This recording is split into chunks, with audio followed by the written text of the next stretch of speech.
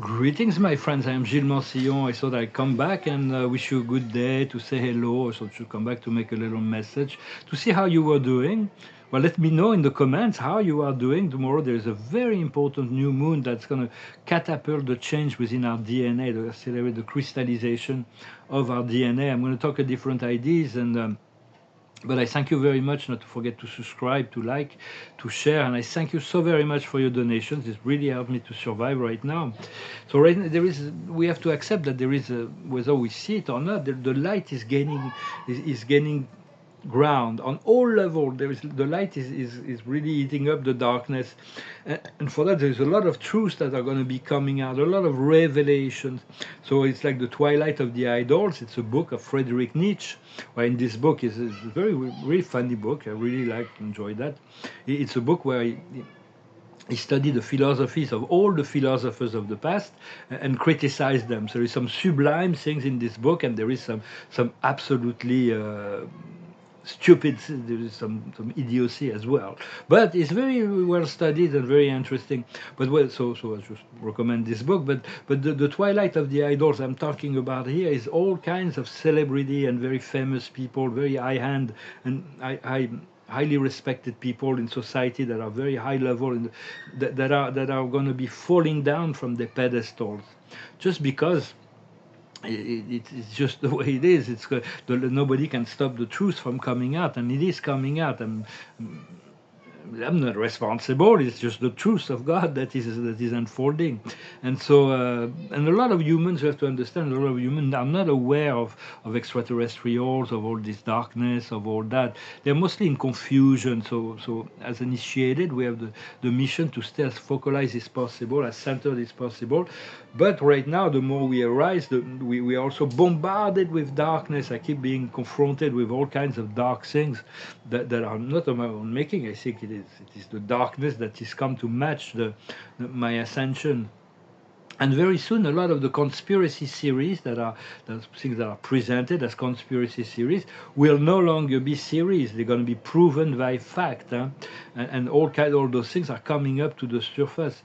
Nobody can stop the truth that is coming out. There's this very famous list in America that's going to be releasing all kinds of truths about all kinds of people. But what is wanted is not to punish an individual or a group, is to eradicate all of the darkness in the finance. There is financial corruptions, there is uh, uh, abuse of powers, there is human trafficking, there is dark ceremonies, all kinds of things that's going to be revealed through the revelations that are to come, and all of it needs to be expurged completely. And for that, the dark and the light are still being in play to play their cards so that humanity can find a settlement between the two. But right now, there is a big house cleaning in any event, and a lot of things are happening behind the scene. For I don't really like to talk about the matrix, but it is happening, and it's kind of interesting to see that there's so much that is going on, and everything is supervised. Got to understand, everything is supervised and coordinated by higher consciousness, both the dark and the light consciously, the dark unconsciously for them, but everything is supervised by the divine, orchestrated by the divine to arrive at the point of freedom. So trust the process, do your own house cleaning, and depend on your own inner light, inner guidance, inner reality. And it's a challenge to let go of all the judgment and condemnations. It is very important not to take any side, because there is not a side that is right, a side that is wrong.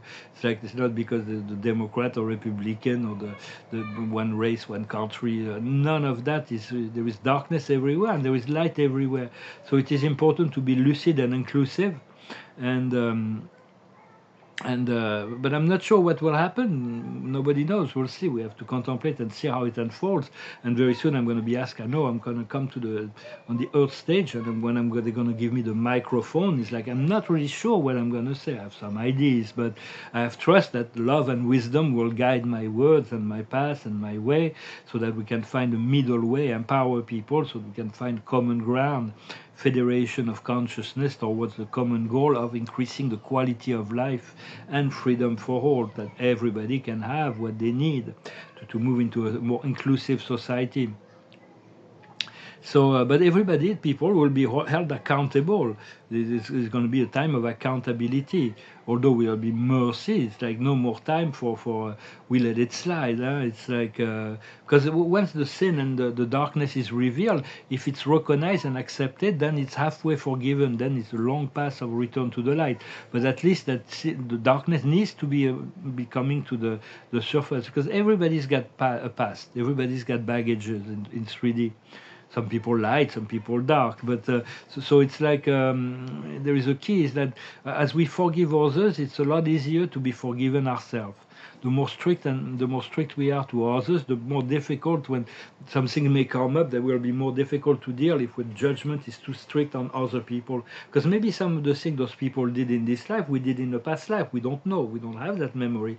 So it's better to be serene and light in relationship to all that. As Matthew said in the Gospel, you will be measured by the measure you are measuring with. You will be judged by the judgment you are judging with. So be light in your judgment, or even self-judgment. Trust that you can forgive in order to free yourself. But divine justice will always operate in fairness, in perfection. Sooner or later, everybody has to face the consequences of their actions and to find the balance and peace and harmonization and make amends. So, for there is many very powerful power players that thought they were completely untouchable, that are now they're going to be getting or will be getting exposed, or they're going to be arrested. Huh? A lot of it will not be mediatic. They won't be on the public scenes, but it has to be like that. And very after that, it's like there's going to be some public tribunals, like a military tribunal like Nuremberg, but much bigger, and might last for months or even years. There's so much that needs to be handled in those tribunals because there's been so much dark things that have been going on.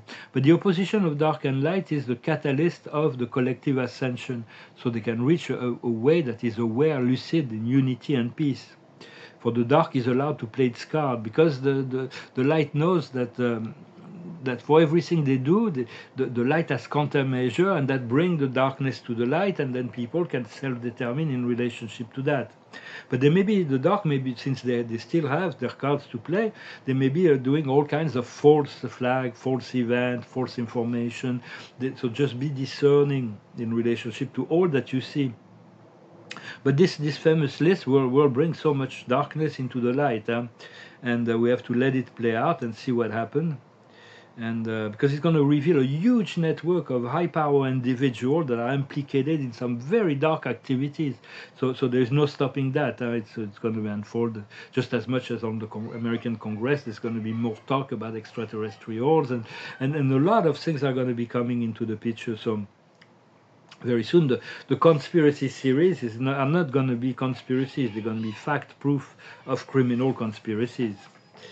So I'm going to pass to the second half of that message. Thank you very much for listening, for your presence, for your continuing effort to stay connected to your heart. So what we need is to accept the fullness of our divinity. And to see that our frequency is worth a lot, and we cannot disperse it. To allow to be dispersed into the mass consciousness, into the mass energy of the unawakened population, the subconscious. So it's very important to. There is many tests from others who are trying to feed on our energy. So we cannot allow that anymore. And those who are not awakened are potential agent of the matrix. They can be used by the dark. When people are not awakened, demons will take over, and we will use them, and they're not even aware of that. So when people are getting into really dark things, it's not necessarily them themselves. It is these dark forces that are taking over, and we still want to diffuse that and protect ourselves. Learn to protect ourselves. We have to achieve our energetic sovereignty before we become visible and before we can ascend fully. And that is what we've been prepared for. For me, it's been years, and I know I'm ready now, but it took me a long time, because the more we raise our frequency, the more we need to protect our energy. Because the more we rise, the more darkness will try to come to the darkness sees us rising, and they will try to bring us back down to the 3D. So keep what is most sacred to yourself.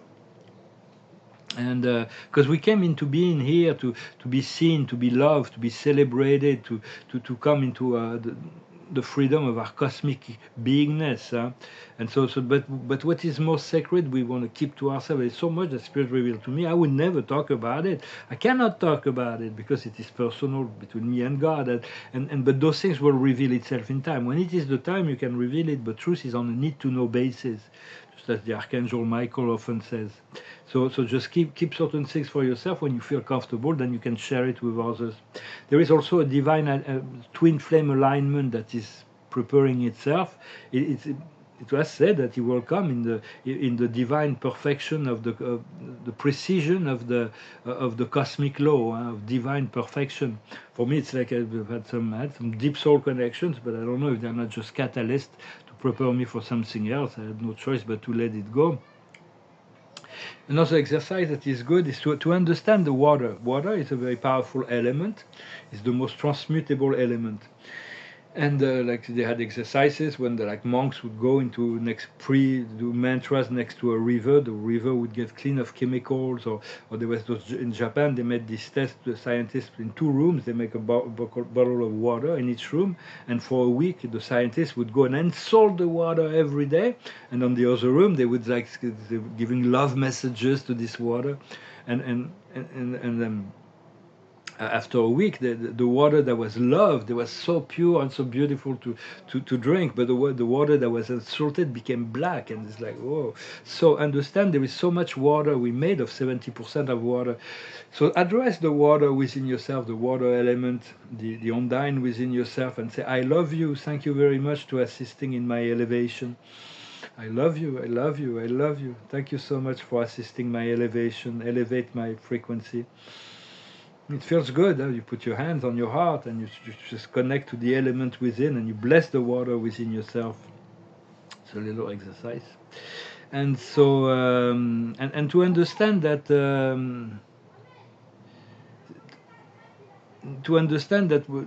eventually we're going to be able to drink and eat just from air, from prana. Right now, when we first arrived on Lemuria, that's the only thing we needed was to nourish ourselves from the breath. But then we fall down in this density at the time of Atlantis. We started needing material food and so on, and move into survival modes. And when we decrease, but we need to know within the air there is enough energy to feed us, to nourish ourselves from logos, some sacralized energy, and that will come back. And the galactics, there is galactic families that are around the Earth that are supervising and protecting the process that will soon come into the stage.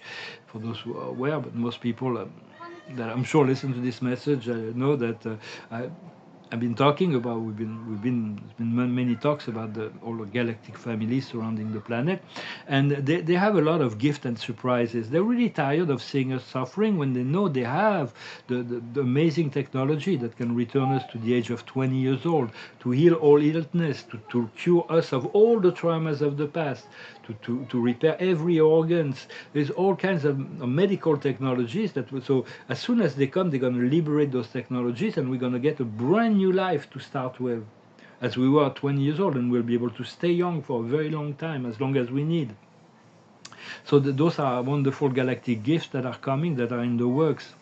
But we have to let go of the illusionary belief, the unconscious belief of good and evil. It is very, very important to return to the belief and the knowledge that all come from within, all come from the God within. And this coming new moon tomorrow will be a powerful activator to remind us of that. And because the judgment, I was talking about letting go of judgment, most illness come from judgment upon ourselves or judging upon others. Of course, we don't know that we have those unconscious judgment upon ourselves or others. But if we let go of that, we can remove most of the cause of illness. As we forgive ourselves and forgive the others, we remove the cause of the illness, and then once we are completely in the light and forgiven, illness cannot penetrate, have no place. Once we remove all the cause, there cannot be any place for any form of illness. it is important to learn to serve in small ways, even if you're just holding the door for someone, smiling at someone, saying a joke, making them laugh, doing something, little things, little attention, because we're here to serve humanity. All those people, they are unaware, but once we move into a more ascended form of consciousness, we realize we're in a service to those people, we're in a service to humanity, we're in a service to the planet, and even the animals and the trees and all that, and we're here to serve the ascension and the evolution of the planet. So even small ways, sometimes small act of kindness can be very, very powerful. Understanding all suffering comes from ignorance. Our true nature, the God self within ourselves, do not know suffering. Well, it knows because well, it's a mystery in the heavens. How can God know suffering? It's like they don't understand because they know God, and the divine counselors was talking about that. The paradise being is like, says, I know God suffers, but I don't understand the nature of his suffering. It's because he shares all that we experience, and sometimes he must feel a suffering from us not getting what we truly should get, or not doing what we should do, and then we suffer, and so there must be a suffering on that level. But in truth, darkness is ignorance, and light is lucidity. And when we suffer, because we have our consciousness is obstructed from knowing the truth of our eternal divine self. And slowly but surely, this is we are remembering, we are reclaiming our sovereignty. And so at the end, what we seek is that only the Prime Creator govern our life. Only the Prime Creator govern all aspects of our life. We let go completely of the aspect of control in order to allow the will of God to take care of all things. On the ascended planets, nobody needs a free will, but here we have free will and we have ego. So it's like there's a lot of discordance and chaos and confusion and suffering and conflict and all that because of that. But if we can remove the ego and let the soul guide, then we can remove the free will from the will of love. Then we're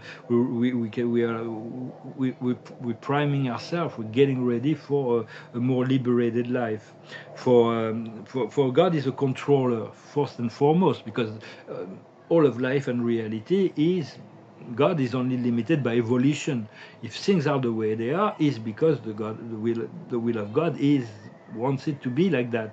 So it's very strange to understand. It was Plotin, the philosopher, that said, if God is one, God is love, God is all-powerful, where can suffering come from? It comes because the respect of free will and the free choice of all beings to choose something else than love, consciously or unconsciously. But God is this perfect minister, this source reality that I'm sharing just what I know. I'm not trying to pretend, or to some people may have different perception of that, but in truth, what I see is that God is the perfect minister to minister to our life in relationship to the eternal evolution of our soul, within the respect of our free will. He has so much respect. Whatever we choose, he will go with that. So it's like it's taking a lot longer, but as an eternal being, he's not in a hurry either. But it's going to be time of accountability, so we do have to be more responsible in our choices, and never take life too seriously.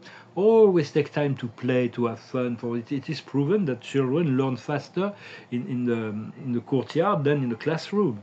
So we do need to. There is time for everything, but we do need to make sure that to take play and fun seriously. And some of the serious stuff a lot less seriously, so we don't get into drama and self-judgment. But for us, the Creator, our Creator, the Prime Creator, God, the Universal Father, Prime Source and Center, which is also expressed in many other forms in the universe and ways, but is actually fully conscious of all that is going on through the circuits of personality. As a creator of personality, there is an infinite number of personality, and every personality is unique. There's a personality is a mystery in the universe. Nobody knows except God. Nobody knows. Nobody could create a personality, but he sees everything that is going on through all the personality. Well, imagine on the Earth we have 8 billion human beings, but there are trillions of celestial beings around the Earth, like angels and spirits that are on Earth, and there are trillions of planets like this, and there are much higher realm where there's personal beings that rule over the universe of universes, and God sees all that at any given moment. on top of which God is fully aware of all non-personal circuits, like the reflective circuit of the universe, is fully aware of the pre-personal consciousness, like the I am presence, the collective I am presence, and many other fragments of deities, and is fully aware of all super-personal entities that are supervising the eternal evolution of the master universe. So it's like, and there may be even other ways that God is omniscient, because God is not omniscient. He's not the one who's making all the choices. On Paradise and the Central Universe, everything is eternally perfect because everybody's aligned to the perfect will of the Creator. But in the universe of time, there is the will of the Father, Mother, God of our universe, which are in evolution. There is the will of all the all personal will of the celestial intelligence that are ministering on the evolutionary worlds and are growing as well in their process. And then there is the will, the personal will of every evolutionary being, material being, mortal beings. So it's like so we connected to something that is so big. It's really taking it one step at a time. But I do invite you to go deeper within yourself, to seek to commune with your Creator, because to God you're like the only God created being in the universe. It's 24 hours 7 with you, even if He remains a silent partner for most of the time. But how and when it's His connection will reveal itself, how God will reveal itself to you, is between you and God, between God and God, between you and you. I know some things. I know how God reveals itself to me. I know some of the things, and I don't know how He will in the future. But I've had many. I was blessed with many interactions, revelation interactions, and I know many things about what he plans for me. But a lot of things is hidden in my life. But it's completely impossible to know what will happen in someone else's life. So just invite the Creator more and more, and to go deep within and invite this communion with your Source and Creator as much as possible. That's an invitation. Well, my friends, thank you so very much for staying so long with me. I hope this message was interesting. I'm going to pull a few cards to finish. I thank you so very much for your support. It's really, I really don't know how it's like I really have to come back to the present, because I don't know how I'm going to deal with life tomorrow unless I receive a donation, or I sell a painting, or I receive a call from my clients, my investors, my friends, or so today the message is a message in the bottle. The card is a message to read the sign, to read the intuition, and to read the signs that are provided, and more synchronicity. The higher wisdom is to let the chaos and conflict. There's so much. Sometimes there's a time where things are confused and chaotic, and they need to be expurged. They need to come out in order for it for the when something needs certain things you cannot fix, so it has to be broken up, and then to remove the negative part, and then the Creator will put it back together. Humpty Dumpty. No, but it will be put back together. What we need to understand is the happy circumstances. So trust the timing, trust the unexpected. What we need to do is to breathe. When we go back to the breath and we do nothing else, there is no problem. We breathe, we center, we think of the Creator, we empty our mind, and we move into gratitude and appreciation. And what's coming as the outcome is going far. It's about we're getting ready for a new marathon. We've traversed a desert, and now we have a new road that is about to unfold. So stay warm and be ready to start the new. We're going to cross the finishing line, and then we're going to be able to be ready for a new cycle, a new marathon. So I signed 3 paintings. I used to sell them for like 500 euros, but then I dropped the price to 350, thinking I would to make it more accessible. But I didn't really sell more. So I might just bring them back up to 3,500 or 5,000 to address some real collectors. Maybe I'll have a better quality of life, and I know my work will go very, very expensive because it's very unique and very powerful, and it will last for a long time. So the quality of the video images may not be terrific, but still give you an idea. But those are 3 little paintings on paper, but I think they're very. I really enjoyed those paintings. I can't wait to do it on large canvases. Right now I have no more paint and no more paper, so I'm going to have to stop painting and do something else until I can get some money and start painting again.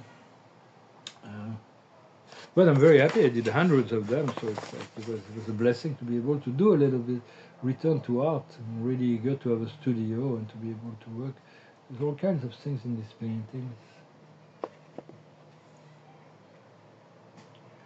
Well, the quality of the video is not that great, but they're very alive. When in real life, they're very multi-dimensional. Well, my friend, thank you very much for staying till the end. I wish you a wonderful day. Be ready for this new moon tomorrow, to this activation, DNA activation of this new moon in Leo. It will be powerful, and then it's going to continue to increase in power all the way to the rest of time. But then we have the 26th, the day out of time, where everything is reset on the 26th, and the August 8th portal that will definitely be very powerful this year.